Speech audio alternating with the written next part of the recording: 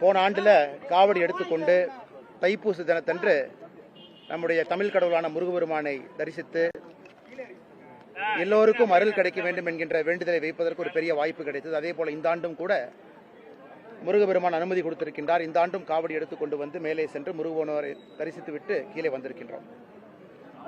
தைப்பூச திருவிழாவை பொறுத்தவரை நம்முடைய தமிழ் இனத்திற்கு மிகவும் நெருக்கமான ஒரு திருவிழா. நான் சார்ந்திருக்கக்கூடிய கிராமம் எல்லா கிராமத்திலிருந்தும் கூட நம்முடைய பக்த கோடிகள் முருக பக்தர்கள் விரதம் இருந்து காவடி எடுத்து இங்கே வந்து முருகபெருமானை தரிசித்து விட்டு திரும்ப அவங்க இல்லத்துக்கு செல்றாங்க. இது குன்று இருக்கக்கூடிய இடத்தில் எல்லாம் குமரன் இருப்பான் என்கின்ற கூத்துக்கு ஏற்ப நம்ம பகுதியில் சிவன்மலையாக இருக்கட்டும், பழனியாக இருக்கட்டும், எல்லா இடத்திலும் கூட நம்முடைய சொந்தங்கள் சென்று கொண்டிருக்கின்றார்கள். மிகுந்த மகிழ்ச்சி. இந்த ஆண்டும் எல்லோருக்கும் பிரார்த்தனை செய்திருக்கின்றோம், வேண்டுதல் வைத்திருக்கின்றோம். தமிழக மக்கள் எல்லோரும் இன்பமாக மகிழ்ச்சியாக மன நிம்மதியோடு இந்த ஆண்டு வருகின்ற ஆண்டும் சிறப்பாக இருக்க வேண்டும் என்று. அதே நேரத்தில் நான் தனிப்பட்ட முறையில் அன்னைக்கு காவடி எடுத்துக்கிட்டு படியில் போகும்பொழுது தனிப்பட்ட முறையில் ஒரு வேண்டுதலும் வைத்தேன். ஐயா ஹெச் ராஜா அவர்களுடைய உடல்நலம் முழுமையாக தேறி வர வேண்டும் என்கின்ற ஒரு வேண்டுதலோடு இன்று படியேறி இருக்கின்றோம். பாரதிய ஜனதா கட்சியினுடைய மூத்த தலைவர், தர்ம போராளி, கட்சிக்காக நிறைய இழந்திருக்கிறாரு, கட்சியினுடைய வளர்ச்சிக்காக நிறைய பாடுபட்டிருக்கிறாங்க. அதனால் இந்த ஆண்டு எல்லா வேண்டுதலோடு ஐயா ஹெச் ராஜா அவர்கள் பூரண நலம் பெற்று விரைவில் வீடு திரும்பி பாரதிய ஜனதா கட்சிக்கு தன்னுடைய முழு உழைப்பையும் கொடுப்பார் என்கின்ற பெரிய வேண்டுதலை முருகபெருமானுக்கு வைத்திருக்கின்றோம். நிச்சயமாக அண்ணனும் திரும்ப 100% குணமாகி வருவார் என்கின்ற முழு நம்பிக்கை இருக்கு. இதை தாண்டி கேள்வி கேளுங்கன்னா பதில் சொல்றேன். ஆனா நம்முடைய பட்ஜெட்டை பொறுத்தவரை இந்த ஆண்டு 53 லட்சம் கோடி ரூபாய் செலவு செய்திருக்கக்கூடிய பட்ஜெட்டு. அதில் மிக முக்கியமாக உள்கட்டமைப்புக்கு மட்டுமே சுமார் 12 லட்சம் கோடி ரூபாய் இந்த பட்ஜெட்டில் நம்முடைய நிதி அமைச்சர் அவர்கள் இந்தியா முழுவதும் ஒதுக்கி இருக்கிறாங்க.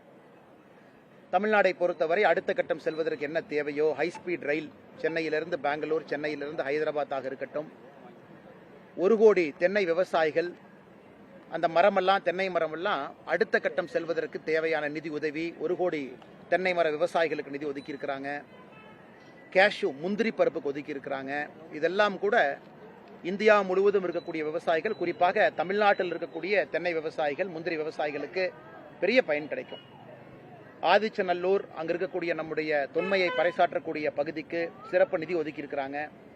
அதனால் இந்த பட்ஜெட்டை பொறுத்தவரை எல்லா ஆண்டும் எப்படி தமிழகத்திற்கு உள்கட்டமைப்புக்கு அதிக நிதி ஒதுக்குறாங்களோ இந்த ஆண்டும் ஒதுக்கி இருக்கிறாங்க. அதனால் சிறந்த பட்ஜெட் தான், இந்தியா முழுமைக்கும் சிறந்த பட்ஜெட். வழக்கம் போல நான் காவடி வைத்துக்கொண்டு அரசியல் பேச விரும்பல, எனக்கு அதுக்கான நேரம் இல்லை. அதனால் மாண்புமிகு முதலமைச்சர் அவர்கள் சில குற்றச்சாட்டுகளை வைத்திருக்கின்றார்கள். எப்பொழுதும் அரசியல் காரணத்துக்காக வைக்கிறது தான். ஆனால் இந்த பட்ஜெட்டை முழுமையாக பார்க்கக்கூடிய எல்லா சொந்தங்களுக்கும் தெரியும், எல்லா ஆண்டும் எப்படி சிறப்பாக உள்கட்டமைப்பை மேம்படுத்தணுமோ இந்த ஆண்டும் அதே போல ஒரு பெரிய பட்ஜெட்டை நிர்மலா சீதாராமன் அவர்கள் கொடுத்திருக்கிறாங்க. அதே போல வோக்கல் ஃபார் லோக்கல் என்கின்ற அடிப்படையில் நம்முடைய காஞ்சிபுரம், நம்முடைய நெசவாள பெருமக்களுக்கு மரியாதை செலுத்தும் வகையில் அம்மையார் நிர்மலா சீதாராமன் அவர்கள் இன்று உடுத்தியிருந்தக்கூடிய சீலையும் கூட சேரையும் கூட காஞ்சிபுரத்தினுடைய சேரி. அதனால் நிச்சயமாக தமிழ்நாட்டிற்கு பட்ஜெட்டில் இருக்கட்டும், தமிழ்நாட்டினுடைய கடினமாக உழைக்கக்கூடிய நம்முடைய நெசவாள பெருமக்களுக்கு கௌரவப்படுத்தும் விதமாக இருக்கட்டும், எல்லாமே இந்த பட்ஜெட்ல இருக்கு.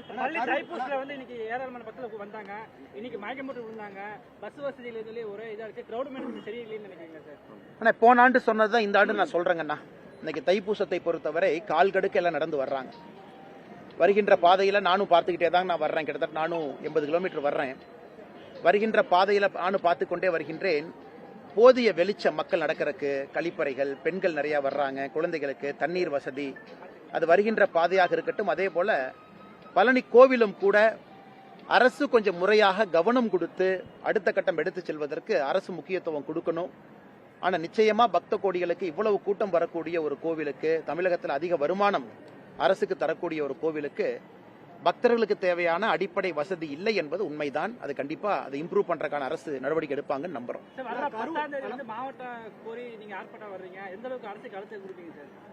ஆனா இது நம்முடைய முன்னாள் எங்களுடைய மாவட்ட தலைவர் பழனி கனகராஜ் அவர்கள், எங்களுடைய மூத்த தலைவர்கள்லாம் இருக்கிறாங்க. இது பல ஆண்டு காலமாக பாரதிய ஜனதா கட்சி வைக்கக்கூடிய ஒரு மிகப்பெரிய கோரிக்கை.